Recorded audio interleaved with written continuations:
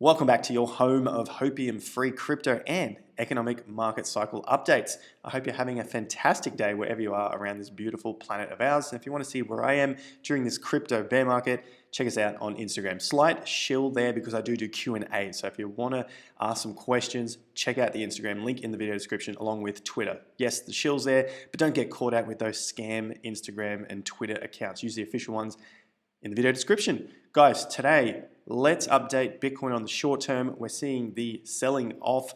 These are the signals that we followed up on to give us the understanding of how this is happening, why it's happening, and when it's going to happen. So if you haven't already, smash up the subscribe button so you stay in touch and in tune with what the market is telling us. Just looking at the facts here on the charts. Things can get crazy. They can be easy to read. Sometimes they're difficult, but make sure you're here, subscribed on the channel and liking the videos. Yesterday's video, guys, go and check that one out. This is one of the best videos I've done in some time. We're going through the macro picture of the rallies, understanding where they're about to explode or dump from, looking at macro time analysis.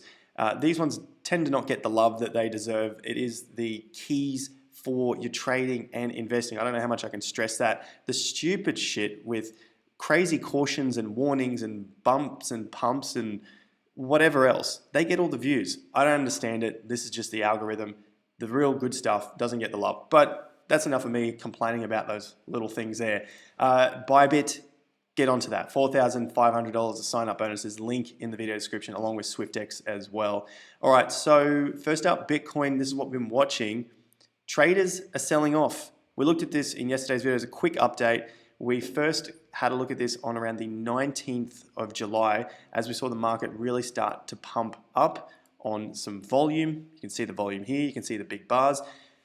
And from that point, the market really, if you look at it cleanly, hasn't gone that much further. So if you take a step back and just get away from the emotions of the entire market, really from that point, at a peak of $23,800, sure, you can go to the next day that had this grave stone reversal signal.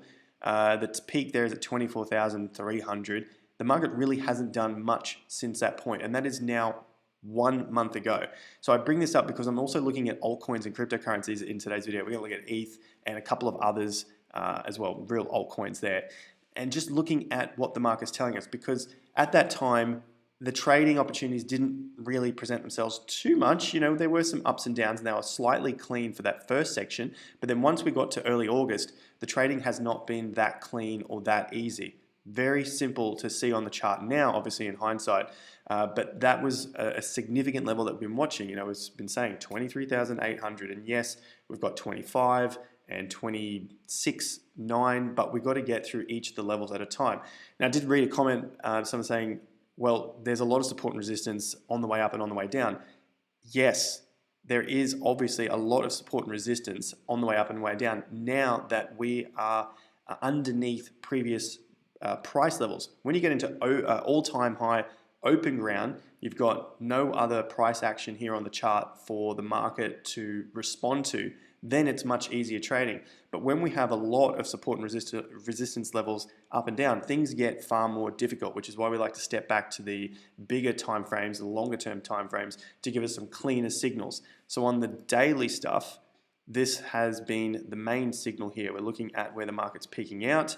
You can see here it really didn't move past that point of the 19th and the 20th, and we've got plenty of these grave stone reversals, or in bar terms, we're looking at key reversal trading bars. You can see the market basically just keeps getting slammed down by the sellers, down and down and down. And yesterday we had the breakdown. I posted that on Twitter. If the market breaks past 23.5-ish, just listen to the amount of fear that gets driven back into the market, even though we're still at reasonably high levels. So what do I think is going to happen from here? This is what the market has told us. So regardless of my opinion, that is what the market has specifically told us there, basically the old facts in the charts. So to the downside, provided we hold around 21,000, we've looked at 20,700 to 21,700, we're still in a reasonably strong position for Bitcoin and cryptocurrency. So anything to about down here and as long as it can hold and chop and churn and build a base before it can head higher, still in a reasonably strong position. I think once we test this low and break that 50%, or if it happens, then we're in a much weaker position, and this churning and chopping is going to last for a little bit longer and potentially get back to testing that downside level. So we've looked at the up and the downside over the last several weeks on the chart, specifically going into time analysis. And I've got my view for the upside, which could be a dumb money macro break. This is going back to this video here, the bear market breakout, dumb money.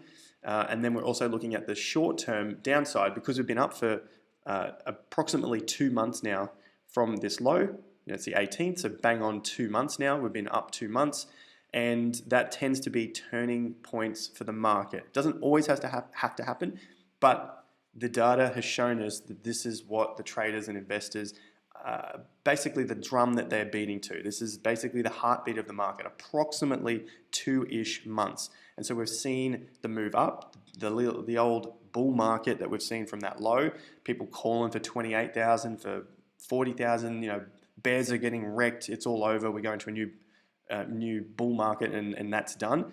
I don't think that's the case. We still have a lot more deciding to do whether we're going up or down from this point, the old up, down, sideways. This has not been cleared out yet. We still don't have a clear picture. That is now clearly seen as we continue to chop and churn around these price levels. So for the short term on BTC, we have been slammed back down, down, down, down, down. We can see all of the signals here on the yellow down arrows, something that we've been covering here for quite some time. Now, for ETH, let's have a look at this. The 5 weeks is starting to turn out basically on point here. Just another quick mention for ETH, the news, crypto derivatives traders bet on Ether staking yields doubling. So we're seeing still some news come out. The ETH price is not pushing up any higher. Surprise, surprise. Maybe it's time that people or investors and traders are just getting a little bit burnt out by all of the merge news. Even though we're still 1 month out, it can just mean that time is wearing thin on traders and investors. They bought a couple of weeks ago when we had that big move up here. You can see here around the 18th of July, so a month ago.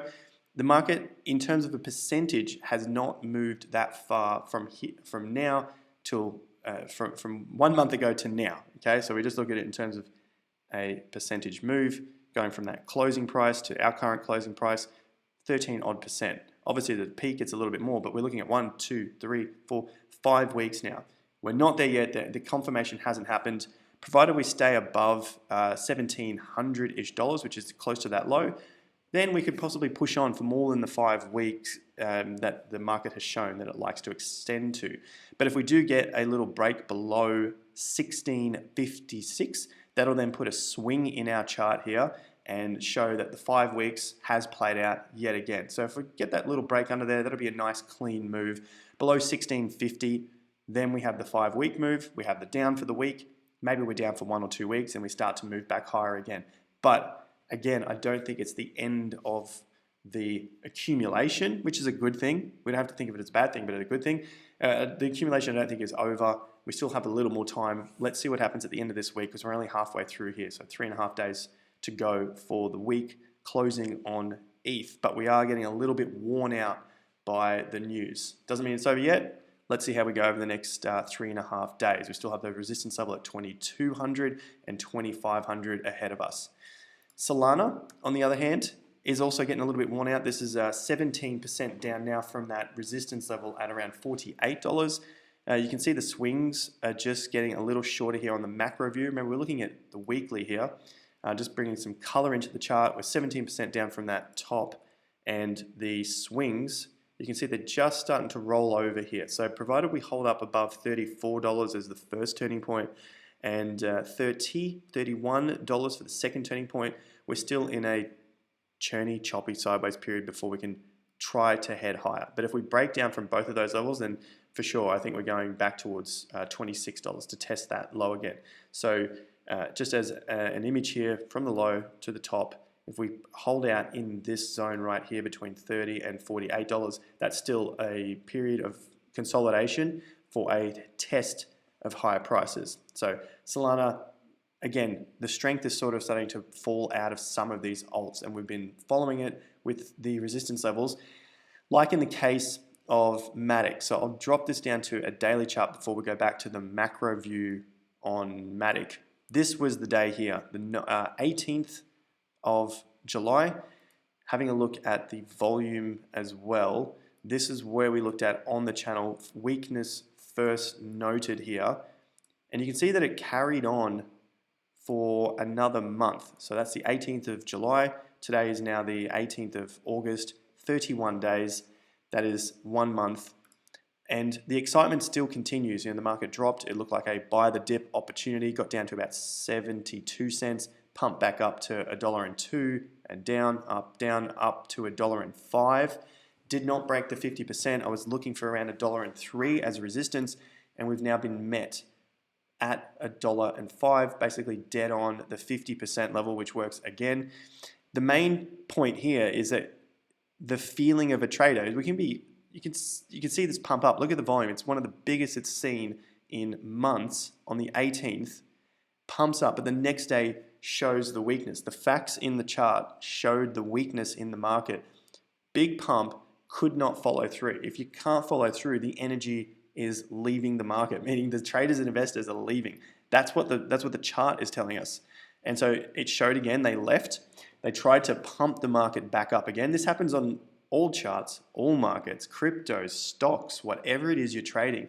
Time and time again, it's the exact same patterns and signals. It dumps, they try and pump it up again, and then realize that there is not enough demand in the market yet. So it drops off, and then it looks like retail's coming in for the last little piece, or the last sort of buyers. There's a little bit left in it. Let's try and push it again. And nothing much has happened. And we've seen 1, 2, 3. This is potentially our 4th day down now from that peak. So that's not such a great sign, as the market has tempted now a few times to get past that dollar and really close higher than $1. And it just has not happened. So the weakness is starting to show in MATIC. This is short term, of course, and we're just making a point that it can happen a month ago, and you might feel like you're doing the wrong thing by selling out on this sign of weakness, even though it's the market going up on strong volume. Maybe you're selling out here. A month later, the price hasn't really moved, but the emotions have definitely moved. Emotions were down, the emotions were up. We're about to break to new highs. MATIC's going to go to $2. That was all of the hype in that last month. So it's important to remember that, so you can improve as a trader and investor moving forward when these signals happen again. So stepping it out to a weekly, we've attempted that 50% level, like we saw. 1, 2, this was a little down week here, 3, and potentially this is our 4th attempt now to break past the 50%. So it sounds bearish, but I'm looking at that in terms of a short term for the dailies and the hourlies, but going to a more macro view, where could these stop? Well, we got a few support levels back here at around 70 cents, and then back down at 60 odd cents, 58 to 60 cents. So even though it sounds bearish in the short term, this is actually, if these levels hold at around 58 to 60 cents, at probably some of the lowest levels, all the way back down to 35, this is actually really, really bullish in a more medium to macro play, because we need to see a pullback, a retracement, before we can head higher again and try to break those levels. So the traders, the bigger money, are testing where does the supply come into the market. At the moment, the facts have shown the supply is coming in at around $1. It's coming in and it's pushing the price down. Where will the support come back in? Where will the buyers come back in? That's what we're looking for next. We're looking, does the support come in at around 30, 60, 70 cents? Or does it fail again and break down past 30 and start to head lower? In which case, we'll have to look for where the next support comes in. That's why I wait for the confirmation to tell me whether the market is looking strong on a macro play or if it's looking weak. So my macro setup play is now waiting to see, where does this next support come in? If we can get a higher low, high from this low on any crypto, Bitcoin, Ethereum, we get that higher low, that's the start of a good sign. Then we need to break past the previous high. The insurance, basically the confirmation is that we are breaking to higher highs and higher lows. The insurance, which is like the insurance premium, is, well, I'm not buying at 30 cents, but I can buy on the breakout of $1.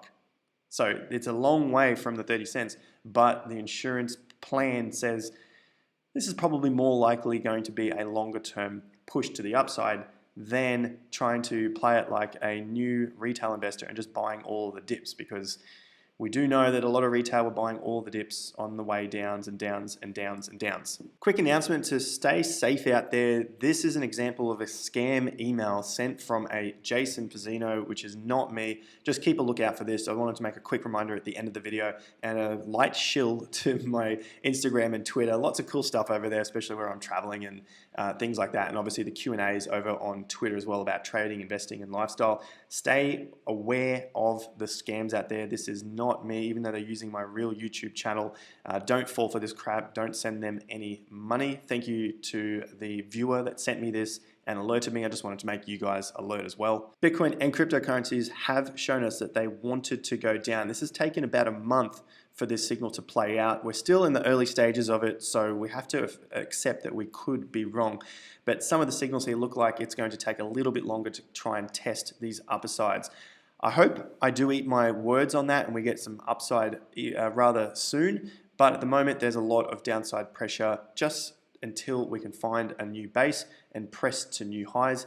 Don't forget to take advantage of the $4,500 sign-up bonuses on Bybit, and for the US guys, BitGet is down there as well, up to $8,000 of sign-up bonuses. I am working on other exchanges that also have some good user interfaces for the US guys, because they are left high and dry when they do want to trade. If you do want to learn more, obviously the Investor Accelerator link is in the video description. Some fantastic content over there and reviews as well, guys. Like and subscribe. Check out those previous videos, which I'll leave a link to at the end of this. This is a fantastic one. Go and check that out now. I'll see you at the next one. Until then, have more fun to get more done. Peace out.